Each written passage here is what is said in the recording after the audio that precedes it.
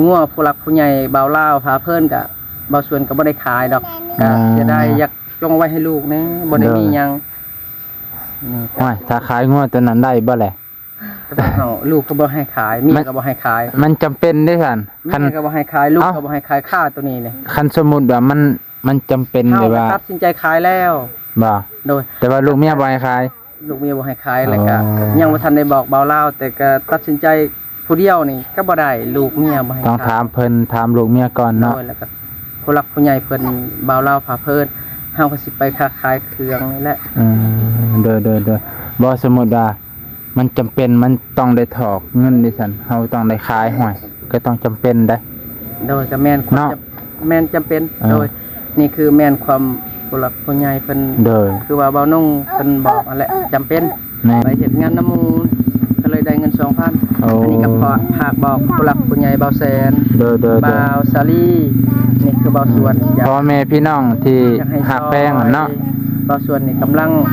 บ่มีเงิน อยากไปขายเครื่อง เด้อ ก็บ่ลงบ่หลายดำประมาณ100-2,000นี่แหละ เด้อประมาณ 1,000 2,000 3,000ยังดีพี่น้อง โดย พอได้มีต้นทุน คือตอนนี้บ่สวนก็ป้าแก่บ่ตกจกบ่ออกเลยพี่น้อง โดย คือความตั้งใจของบ่าวสวนมันก็สูงอีหลีนั่นแหละเพราะว่าเพิ่นก็อยากมีทุนพอได้ซื้อพอได้ขาย กับผู้หลักผู้ใหญ่เพิ่นซอยเบาเล่าเบาแสน เด้อ สัตว์กระลมละลายเป็นชีวิตแบบบ่มีประโยชน์ธรรมชาติ เด้ เล อย เด้อ ชีวิตบ่ส่วน อันนี้ก็ดีขึ้นได้ผู้จักอยากได้รถจักอยากได้ล่าง โดย แล้วก็ อยากได้อยาก เลี้ย มี งลูกเลี้ยงเต้า ก็ย้อน ย้อนจิตใจผู้หลักผู้ใหญ่เพิ่นซอยไว้ โดย ตัวเบาแสนเบาเล่าพาเพิ่นกับผู้หลักผู้ใหญ่เบิด โดย ทีมงานนั่นแหละ สูงแต่ผู้ใดอยากซัพพอร์ตหรือสนับสนุนบ่าวสวนก็ติดต่อหาบ่าวนงได้เด้อพี่น้องบ่าวนงจะบ่ขออีหยังสักอย่าง ขอให้แต่ว่าซอยบ่าวสวนผู้ละเล็กผู้ละน้อยผู้ร้อยผู้พันผู้ใดที่มีความเห็นความตั้งใจของบ่าวสวนก็สามารถติดต่อหาบ่าวนงได้พี่น้องเอ้า ถูกเบาส่วนก็สิเป็นคนดีในประเทศลาว โดย ให้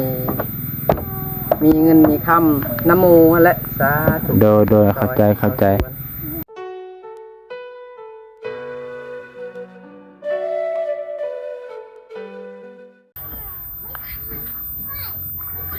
สบายดีพ่อแม่พี่น้องลุงป้าเบิดสุโขสุคนที่เคารพเช่นเก่าเช่นเคยยินดีต้อนรับเข้าสู่ช่องบ่าวนงพ่อแม่พี่น้องเมื่อนี้บ่าวนงสิมาเบิ่งพ่อแม่พี่น้องสิพาพ่อแม่พี่น้องไปเบิ่งสิ่งหนึ่งโอ้สุดยอดเลย ตอนนี้ต้องแสดงความยินดีนำบ่าวเพิ่นพ่อแม่พี่น้องครอบครัวนี่ถือว่าบ่ต่างหยังกับครอบครัวน้องแดงน้องแตงพ่อแม่พี่น้องเพราะว่าตอนไปถ่ายน้องแตงน้องแดงเพิ่นกะเบาน้องก็เว้าเกินๆไว้แล้วเนาะว่าให้สิพามาเบิ่งเพิ่นมื้อนี้เพิ่นมีของใหม่สิ่งใหม่ในชีวิตเพิ่นไว้พี่น้องโอ้ถือว่าพัฒนาขึ้นหลายไปพี่น้องไปเบิ่งนํกันก่อนอื่นก็ฝากกดไลค์กดแชร์กดติดตามนี่เด้อพี่น้องขอบพระคุณทุกการรับชมทุกการคอมเมนต์ทุกการกดไลค์กดแชร์เบิดทุกคนไปเบิ่งนํกันพี่น้องนี่พ่อไอ้พี่น้องโอ้เบิ่งทางสวนเพิ่นเขียวงามไปเลยพ่อไอ้พี่น้องโอ้ตะบ่ได้มาหาเพิ่นเกือบเดือนหนึงก็บ่จักพ่อไอ้พี่น้องบ่ได้มาหาเพิ่นดนเลยเด้นี่ป๊าดโตพ่อแม่พี่น้องเห็นอีหยังบ่นั่นมาแสดงความยินดีน้ำบ่าวสวนกันสบายดี สบายดีบ่าวเนาะ โดยสบายดี เป็นจังใดยินดีน้ ยินดีนะ โอ้ยบ่ได้เงินได้ครับนี่แหละ ำป้าต้น เงินครับนี่แหละ คือสีแดงแรงฤทธิ์แท้เอาน้องลงเนี่ย น้องลูกเนี่ยไอ้นั่ง จะไหนตกโอ้ของ กามาเอามือ เมื่อใดเมื่อวานนี่ป่ะ นี่ เขาคิดว่าเศร้านี่ได้เห็นขี่รถมาเศร้านี่หักประจักเนี่ยสิหา เนาะ แล้วก็ไปเอารถว่าสิไปขายเครื่องแบบขายตลาด ขาตลาดน้อยบ่ โดยขายตลาดน้อย เด้อ แล้วก็ข เขานำ3ป้าก็สิหมดแล้วก็บ่จักแน่สิหางานก็บ่มีเด้ โดยแบบเฮาก็หางานรถก็รถ ดาวเอาบ่นี่ ดาว โอ้ ดาว ดาวเอาแม่พี่น้อง ก็ยังโซเล่กันกับเมียเนี่ยบ่มีเงินสิไปซื้อเครื่องนี่ เออ จะเสียได้ เงินที่จะไปซื้อเครื่องไปขายนะว่าบ่มีตัวนี้บ่มีต้นทุน โดยไปถอกรถเมื่อวาน ถอกเท่าใดนี่ 2,000 ป้า 2,000 บาทนี่เขาให้เอารถมาใส่เลย เอามาใส่เลย โอ้ บัดอยู่เซโนหันบ่ได้ถอกเพิ่นว่า โอ้ เฮาพัดบ่เคยไปอยู่พุ่น มันไกลเนาะ โดยก็เลยบ่มีเงินไปซื้อเครื่องบัดนี้ แน่ท่านบ่มีเงินซื้อเครื่องแล้วจะได้มันสิได้พรทันบ่ บัดนี้เฮาสิเฮ็ดจังได๋บ่น้องนี่ ฮะ ก็บ่น้องเฮาสิเฮ็ดจังได๋บัดนี้ ไม่ต้องให้ผู้รัก บ่ ผู้ มี ใหญ่ อีได้บัดนี้ได้บ่มี ต้องให้ผู้รักผู้ใหญ่ซอยนี่เด้อบัดนี้พี่น้องคือบ่าวสวนเพิ่นนี่อยาก โดย ตอนนี้ บ่มีอะไรได้เงินเนี่ยอันนี้ขอโทษขออภัยผู้หลักผู้ใหญ่เบาลาวเบาแซนเบานุ่งเบาส่วนกะเบิดไปถอกรถแหละแต่เก่าเพิ่นว่าบ่ได้ถอกรถ โอ้ เงินนั้นแฮไว้สิซื้อเครื่อง 2,000 บาทบัดนี้ฮอดพุ่นน่ะเพิ่นว่า ต้องถอก เพิ่นว่าถอกค่ารถคันว่าบ่ถอกกะ เอามาใส่บ่ได้ เอามาใส่กะได้หักรายจ่าย มันสิสูง สูง โอ้ ก็เลยถอกให้เพิ่น คันถอก 2,000 แล้วเขาให้วันละเท่าใดเขาให้ วันละ ถอกวันละเท่าใดหรือเป็นเดือนเลย วันละ 50,000 โอ้เดือน วัน หนึ ละ ง 50,000ก็เป็นเดือน เด้อ อันนี้ก็ค่าสูงค่าถอกก็สิล้านเก้าพุ่น เดือนละล้านเก้า โดยแล้วก็เลยเบาส่วนนี่ถอกเป็นเงินให้เป็นเดือนละล้านห้า อ๋อถ้าบ่ถอก 2,000 กีบ เดือนละล้านเก้าถ้าถอก 2,000 บาท2,000 บาท เขาสิลดให้เป็นเดือนละล้านห้า โดย อ๋อ อั อั นนี้ก็ให้หลักผู้ใหญ่ซอยเบาส่วนในบ่มีเงินทุนแบบสิไปขายเครื่อง เด้อมันสิทันหมดเลยนี่อุปกรณ์การ คันว่าเบาส่วนนี่มีเงินจาก 3,000 บาทนี่เบาส่วนนี่บ่ได้ย่านค่ารถนี่แปลว่าเบาส่วนน่ะเป็นหลักเป็นแกน สามารถส่งได้ว่าซั่นเถอะ ส่งได้ โดย บางเทื่อก็อาจจะพ้นในกับข้าวน้ำสามป้า เด้อ ของ ว้า ในครอบครัวนี่แหละ เด้อ เดี๋ยวนี้ก็แจ้งอลีได้นี่คือพอส่วนก็บ่ได้ติดไทยเงินผู้หลักผู้ใหญ่คือว่า บ่มีจักกีบเลย บ่มีจักกีบเบาแซนเบาลาวพาเพิ่นเบาสลี เด้อ ให้ซอยเนาะให้ซอยอายเบาส่วนนี่เด้อ เด้อ จาก2-3,000 2-3,000ว่าซั่นละ โดย คันหาพันแห่งดีเนาะพอได้มีต้นทุนเก็บ โดย เด้อ สาธุอันนี้ก็ฝากถึงผู้หลักผู้ใหญ่เบาส่วนก็สิไปหางานแบบ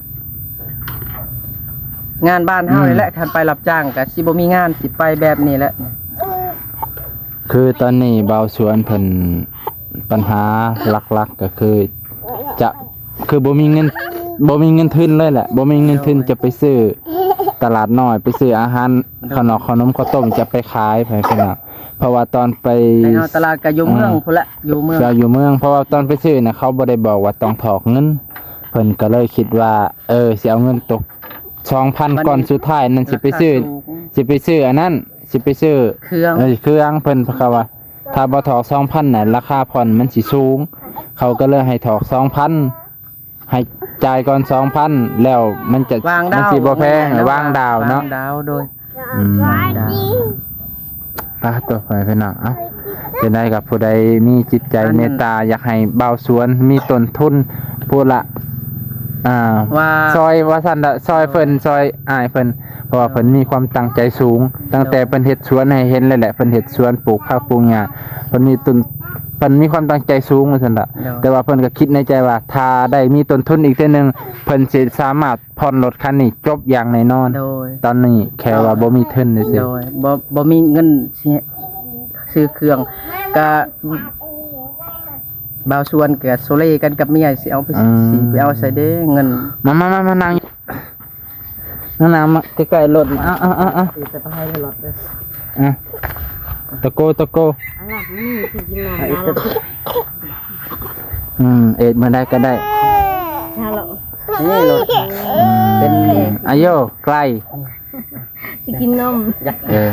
อันนี้ก็บางส่วนก็อยากได้รถและน้ำบ้านน้ำเมือง โดยในใจหันอยากได้ตีรถนั่นแหละบางส่วนก็อยากพรตีรถ โดย คือว่าพักบอกผู้หลักผู้ใหญ่บางส่วนก็อยากพรตีรถอยากใส่นี่ตีรถบ่ได้อยากหาเนี่ยอื่นแหละก็อยากซื้อข้าวกิน โดย อยากให้พ่นนี่รถจักรนี่พอได้ใส่บ่ได้ว่าสิซื้อหันซื้อนี่แล้วซื้อข้าวพาครอบครัวกิน โดย แล้วก็พ่นนี่แล้วบางส่วนสิเฮ็ดต้นไม้ กระเช็ดต้นไม้เฮ็ดหลายๆอย่างโดย อันนี้ก็เฮาสิตั้งใจเป็นหนี้เพิ่นแล้วเฮาสิ ตั้งใจหา เฮาเป็นหนี้แล้วสิตั้งใจหาหนี้นี่ โดยให้มันดิดพ้นนี่เนาะ เฮา โดยคือความตั้งใจของเบาส่วนน่ะ คันว่าเบาส่วนนี่ได้เงิน 3,000 บาทหรือ 2,000 บาทนี่เบาส่วนสิพยายามให้คนนี่ค่ารถให้ได้เป็นรถเบาส่วนเลยเบาส่วนก็สุเลกันกับเมียเงิน 2,000 จำนวนนั้นหั่นก็เลยได้ถอกรถแล้ว โดย งัวผู้หลักผู้ใหญ่เบาเล่าวพาเพิ่นกะเบาส่วนก็บ่ได้ขายดอกก็จะได้อยากจงไว้ให้ลูกแน่บ่ได้มีหยังนี่ ว้ายถ้าขายงวดตัวนั้นได้บ่แหละ ก็ต้องเอาลูกก็บ่ให้ขายเมียก็บ่ให้ขาย มันจำเป็นเด้อซั่นคัน เมียก็บ่ให้ขายลูกก็บ่ให้ขายค่าตัวนี้เลย คันสมมุติว่ามันจำเป็น เฮา เลยว่า ตัดสินใจขายแล้ว บ่ โดย แต่ว่าลูกเมียบ่ให้ขาย ลูกเมียบ่ให้ขายแล้วก็ อ๋อ ยังบ่ทันได้บอกเบาเล่าวแต่ก็ตัดสินใจผู้เดียวนี่ก็บ่ได้ลูกเมียบ่ให้ ต้อง ขา ถาย มเพิ่นถามลูกเมียก่อนเนาะ โดยแล้วก็ผู้หลักผู้ใหญ่เพิ่นเบาเล่าวพาเพิ่นเฮาก็สิไปค้าขายเครื่องนี่แหละ โดยบ่สมมุติว่ามันจำเป็นมันต้องได้ถอกเงินดิซั่นเฮาต้องได้ขายห้อยก็ต้องจำเป็นได้ โดยก็แม่นความ เนาะ แม่นจำเป็น อ่า โดยนี่คือแม่นความผู้หลักผู้ใหญ่เพิ่น โดย คือว่าเบานุ่งเพิ่นบอกนั่นแหละจำเป็น แม่น แต่ว่าเมียเฮาเนี่ยเราก็บ่เคยจำเป็น อ่า เมียเฮาเราก็เว้าแบบลาวนะ ก็ต้องจำเป็นแล้วแบบว่า จำเป็นเฮา ถ้าอยากให้ไอ้สวนเพิ่นสู้ต่อก็เอาไว้บางสิ่งบางอย่างก็ต้องเสียสละคันสมมุติว่าเจ้าเฮ็ดได้อีหลีว่ามีทุนแล้วสามารถขายได้ไปต่อได้ฮอดบางสิ่งบางอย่างก็ต้องสละและในเฮือนเนาะ โดย เพราะว่าอย่างไรคันจ่ายค่ารถค่างวดรถจบแล้วก็บัดนี้ก็ค่อยหาเงินซื้อตัวใหม่ซื้อใหม่เนาะจะว่าบ่ แม่น อ่า แม่นแต่ลูกนี่เฮานี่บ่พร้อมลูกน้อยนี่สองคนนี่เอาไว้เบิ่งนี่นะก็มันฮะก็เฮาสิค่าเงินนั่นน่ะคือว่าเงินบ่ส่วนไปรับจ้าง เงิน 2,000 นะบ่ โดยไปหารับจ้างไปเฮ็ดงานน้ำหมูก็เลยได้เงิน 2,000 อันนี้ก็พอภาคบอกผู้หลักผู้ใหญ่เบาแสน เด้อ บ่าวสาลีนี่คือเบาส่วนอยาก พ่อแม่พี่น้องที่ อยากให้ หักแป้งอะเนาะ เบาส่วนนี่กำลังบ่มีเงิน อยากไปขายเครื่อง เด้อ ก็บ่ลงบ่หลายดำประมาณ100-2,000นี่แหละ เด้อประมาณ 1,000 2,000 3,000ยังดีไปพี่น้อง โดย พอได้มีต้นทุน คือตอนนี้บ่สวนก็ป้าแก่บ่ตกยกบ่ออกเลยไปพี่น้อง โดย คือความตั้งใจของบ่าวสวนมันก็สูงอีหลีนั่นแหละเพราะว่าเพิ่นก็อยากมีทุนพอได้ซื้อพอได้ขายข้าวนอกข้าวนมข้าวต้มไปขายไปเป็นเนาะถ้าพอได้มีจิตใจอยากซอยบ่าวสวนก็สามารถซอยได้เด้อเพิ่นน้องติดต่อทางบ่าวนงได้บ่าวนงก็อยากเป็นสะพานบุญโดยเต็มที่เพิ่นน้องเนาะ อันนี้ก็คือว่าเฮาก็แจ้งบอกผู้หลักผู้ใหญ่ โดย ไซอยู่ไซกะยาคือว่าผู้หลักผู้ใหญ่บ่าวลาวบ่าวแซนคือว่าบ่าวสวนก็บ่มีเงินนาลีได้นี่แหละ โดย เว้าความสื่อ โดย ก็ขอให้เพิ่นได้ขอให้ผู้หลักผู้ใหญ่ก็อยู่ดีมีแฮงบ่าวแซนบ่าวลาวพาเพิ่นกับบ่าวสลีกับบ่าวนงให้อยู่ดีหมดสุขสุขคน สาธุ บ่มีเงิน แก้บ่ตกแล้ว โดยสมมุติว่าถ้าเฮาบ่มีเงินถอกงวดทำอิฐนี่เพิ่นบ่มายึดบ่ ก็เพิ่นก็ไล่เอาหลายๆมื้อ50,000มื้อ50,000 ถ้าเฮาบ่ได้ถอกเดือนทำอิฐ เฮาสิพยายามให้ได้ทอ เอา เฮาก็บ่มีเงินเพิ่นคันว่าเฮามีเงินสำนั้นเฮาบ่ได้ยาม บ่สมมุติว่าเขากำหนดว่าบ่ให้เกินจักงวด เขาจังสิมายึดสมมุติว่าเดือนที่2ที่3ที่4ก็ยังบ่ทันจ่ายเขาสิมายึดบ่เขาสิมาเอาคืนบ่ว่าบ่เล จั ย งว่าเพิ่นยังบ่ทันได้เว้า เพิ่นยังทันเว้าอ๋อ โดย ต้องเฮาได้ทอก่อน อ๋อ เฮาก็บ่อยากให้เสียเปรียบแล้วบ่าวน้อง เนาะ โดย ก็บ่อยากให้เพิ่นเอาคืนจังได๋ก็เป็นของเฮาแล้วเนาะ ว่าเป็นของเฮาล่ะ ก็อยากจ่ายให้มันชุดให้มันวิทย์ให้มันพ้นนะเนาะ โดย สิได้เป็นของเฮาห้วยวันนั้นก็สิจำเป็นงัวหน่อยเจ้านั่นแหละ โดยสิแก้ไขสิเว้ากับเมียนี่แหละ ก็ลองปรึกลองปรึกษากันเบิ่งให้ เว้ากับลูกก็ยังบ่ได้ ก็ยังเว้ากันอยู่ แบบว่าถามอ้ายเอ้ยน้องว่าอันคล้ายๆว่ายืมเพิ่นก่อนหั่นนะเอางัวประกันไปก่อนเนาะจะเอางัวข่อยไปก่อนได้บ่ข่อยขอยืมไปก่อนจัก 3-4,000 บาทแล้วบัดข่อยมีข่อยสิให้ถ้าข่อยบ่มีเจ้าก็เอางัวไปเลยว่าจังซี่นะ ยืมแล้วงัวอันนั้น อืม ยืมจำแล้วยืมแล้ว โอ้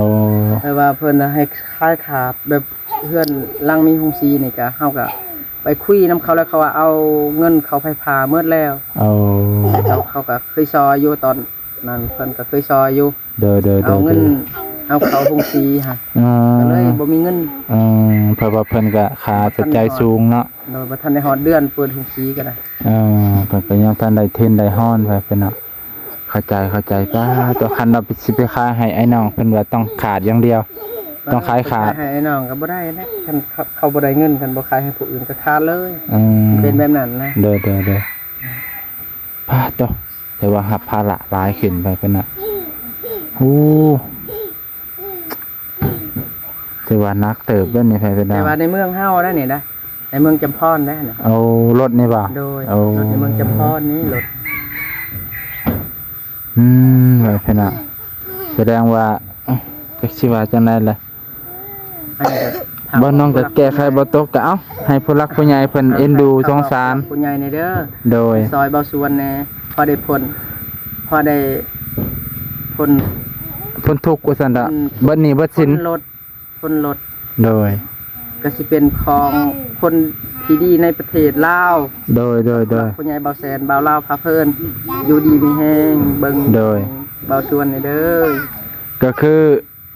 คันสิว่าง่ายๆคันซอยเทื่อนี้ก็จะเป็นเทื่อสุดท้ายแหละคิดว่าบ่าวสวนน่าจะตั้งหลักปักฐานได้แน่นอนจะว่าบ่ โดย เพราะคันซอยนี่คือสิแบบว่าคันให้เท่านี้คือจิตแบบตั้งรักได้เลยเพอบ่ส่วนก็มีความตั้งใจแต่ก่อนบ่ส่วนก็เคยไปขายตลาดน้อยเนาะไปขายหัก สมัยแต่ก่อน บ่อันนั้นมันก็รถก็บ่ได้ดีปานนี้ แต่ก่อนน่ะรถบ่ดีปานนี้แต่ว่าเคยเป็นพ่อค้าขาย โดย อ๋อ อันนี้หันกับผู้หลักผู้ใหญ่เพิ่นซอยเบาเล่าวเบาแสนการสัตว์กระลุ่มละลายเป็นชีวิตแบบบ่มีประโยชน์ธรรมชาติเลยชีวิตบ่ส่วน อันนี้ก็ดีขึ้นได้ผู้จักอยากได้รถอยากได้ล่า โดยอยาก เลี้ มี ยงลูกเลี้ยงเต้า ก็ย้อน ย้อนจิตใจผู้หลักผู้ใหญ่เพิ่นซอยไว้ โดย ตัวเบาแสนเบาเล่าวพาเพิ่นกับผู้หลักผู้ใหญ่เบิด โดย ทีมงานนั่นแหละ ต่อโอเคเข้าใจหัวอกของความผูกอยากสู่อยากมีพี่น้องบ่น้องก็เสื้ออยู่ว่าแต่ว่าเสื้ออยู่ว่าคันบ่สวนมีทุนจักก้อน 3-4 พันนี่ไป โดย 3-4 พันนะ บ่สวนนี่เฮ็ดได้แน่นอนเพราะว่า โดย ก็เห็นความตั้งใจของเราที่เราสามารถว่าไปดาวน์รถมาก็เพื่ออยากให้มันวิทย์พ้นจากความทุกข์นั่นแหละอยากให้ครอบครัวมีกินมีใช้หลายขึ้นกว่านี้เนาะ โดย เด้อเอ้ามื้อนี้ก็สิซ้ำนี่ก่อนล่ะพี่น้องมารีวิวรถเพิ่นก่อนซั่นเอ้ายี่ห้อหยังนี่เว็บเนาะโอ้เว็บลอยพี่น้องโอ้เว็บลอยได้นี่จักว่าง่ายๆคือจักนี่สมรรถภาพมันนี่แข็งแรงกว่าของบ่าวนงพี่น้องนะจักสิดีกว่าของบ่าวนงเพราะว่าคันเห็นสัญลักษณ์อันนี้แล้วตำรวจบ้านตำรวจเมืองเพิ่นก็ปล่อยผ่านว่าซั่นเถอะ ตำรวจประมาณทหารก็บ่พอดอกคันเห็นสัญลักษณ์ตัวนี้ โดย จักก็ใหญ่อยู่พี่น้องของแท้มือหนึงโดนห้างทอก็คือกับทอเว็บไอป้าดตัวสุดยอดเลยโอ้ คือเท้าวิปไอสูง แม่นงามร้อยเกิดคันนี่ แล้วมือผูกแขนกับหน้าไม่พอผูกให้ได้นี่ได้ โอ้ให้พอถูกให้ พอของเราจะมีผูกแขน ผูกควันรถ ผูกควันรถ แขนรถ ไปเป็นหนังบ่าวนงก็ถือว่ายินดีนำเพิ่นแสดงความยินดีกับบ่าวสวน ที่มีความตั้งจิตตั้งใจใฝ่ฝันอยากมีอยากใส่อยากห่างคือเขาอะไรพี่น้องพอมีกินพอมีใส่ก็บ่ถึงว่าร่ำรวยดอกพอให้ครอบครัวสุขสบายบ่ขาดเคินข้าวแกงแรงง่ายว่าซั่นเด้อพี่น้องถือว่าเพิ่นก็มีความตั้งใจสูงถ้าผู้ใดอยากซัพพอร์ตหรือสนับสนุนเบาสวนก็ติดต่อหาเบานงได้เด้อพี่น้องเบานงจะบ่ขออีหยังสักอย่างขอให้แต่ว่าซอยเบาสวนผู้ละเล็กผู้น้อยผู้ร้อยผู้พันผู้ใดที่มีความเห็นความตั้งใจของเบาสวนก็สามารถติดต่อหาเบานงได้พี่น้องเอ้า ถูกเบาส่วนก็สิเป็นคนดีในประเทศลาว โดย ในมีเงินมีคำนโมและสาธุ โดยเข้าใจอ่ะพี่น้องก็สิจบเพียงเท่านี้แล้วพี่น้องมื้อนี้ป้าตกแต่ว่าสุดยอดเลยเบาสวนจังได๋ก็ผู้ใดเห็นอกเห็นใจเบาสวนอยากซัพพอร์ตอยากสนับสนุนอยากให้กำลังใจก็สามารถติดต่อมาได้พี่น้องนะผู้ละเล็กผู้น้อยผู้ร้อยผู้พันพอให้ฮอดจักผู้ละฮอด 2,000 3,000 เพิ่นกับสามารถเดินต่อได้พี่น้องเพราะว่าตอนนี้เพิ่นอยากเฮ็ดตลาดน้อยนั่นแหละเนาะเอ้ามื้อนี้ก็สิจบเพียงเท่านี้ก่อนเบาสวนเนาะ ดีใจได้เห็นเบา โดย อยู่ดีไม่แห้ง โดย เบานงมาสัมภาษณ์ โดยสาธุ ให้อยู่ดี โดย ผู้หลักผู้ใหญ่ที่ซอยเบาสวนเบาแซนเบาลาวฝาเพิ่นเบานง โดยทุกบ่าวอะเนาะ เบิดสุขสุขคนกับเอ้ยบุญกับ โดย เบาคำอยู่ดีไม่แห้งสาธุอายุมันขวัญยืน โดยสิจบเพียงเท่านี้แหละพี่น้องมานี่ก็มารีวิวรถแล้วก็มาเบิ่งความตั้งใจและความจุดประสงค์ของบ่าวสวนเด้อพี่น้องถ้าผู้ใดอยากล้ำคำเก่าแหละถ้าอยากผู้ใดอยากให้บ่าวสวนไปต่ออยากสนับสนุนบ่าวสวนเห็นความตั้งใจของบ่าวสวนสามารถติดต่อได้พี่น้องบ่าวน้องก็อยากซอยเพิ่นอีหลีอีหลอก็เป็นได้แค่สะพานบุญนี่แหละพี่น้องเนาะมื้อนี้ก็สิจบเพียงเท่านี้ก่อนเด้อขอขอบใจขอบพระคุณหลายๆ